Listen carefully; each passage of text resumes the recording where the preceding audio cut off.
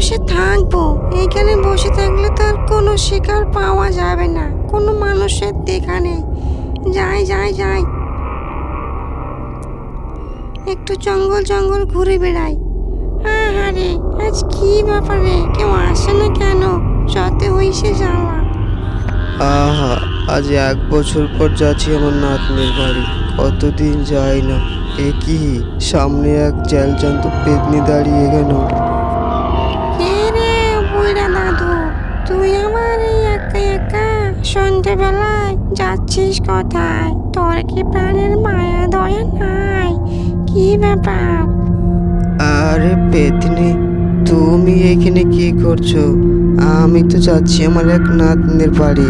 তুমি দয়া করে আমায় কিছু ক্ষতি করো না। আমি এই রাস্তা দিয়ে আর কখনো আসবো না, আমার ভুল হয়ে গেছে। আরে না না বুড়ো দাদু, আমি তোমায় মারবো না।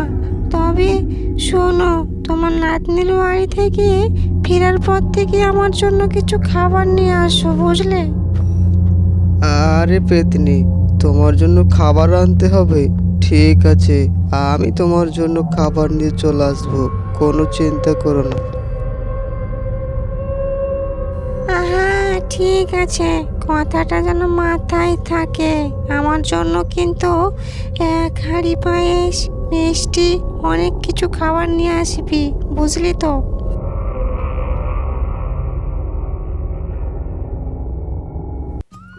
আরে দাদু ভাই, তুমি এলে, আমায় তো আগে জানাওনি। আমায় তো জানাতে পারতে আগে, তাহলে আমি তোমার জন্য ভালো মন্দ খাবার করে রাখতাম। আরে নাতনি, আমার জন্য আর কি খাবার? এই বুড়ো বয়সে আর কি খাবো? তবে শোন, একটা বড় বিপদে পড়েছি, বুঝলি তো। কেন গো দাদু ভাই, তুমি আবার কি বিপদে পড়লে? তা আমায় বলো বলো, আমায় না বললে কি করে বুঝবো? বেশ শোন তাহলে।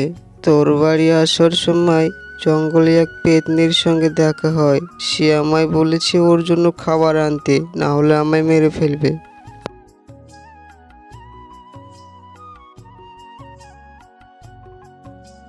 আরে না দাদু ভাই, আমি থাকতে তোমার কোনো চিন্তা নেই। আমি পেতনির জন্য এমন ভালো ভালো খাবার দিব, তোমায় কিচ্ছু বলবে না। বুঝতে পেরেছো তো?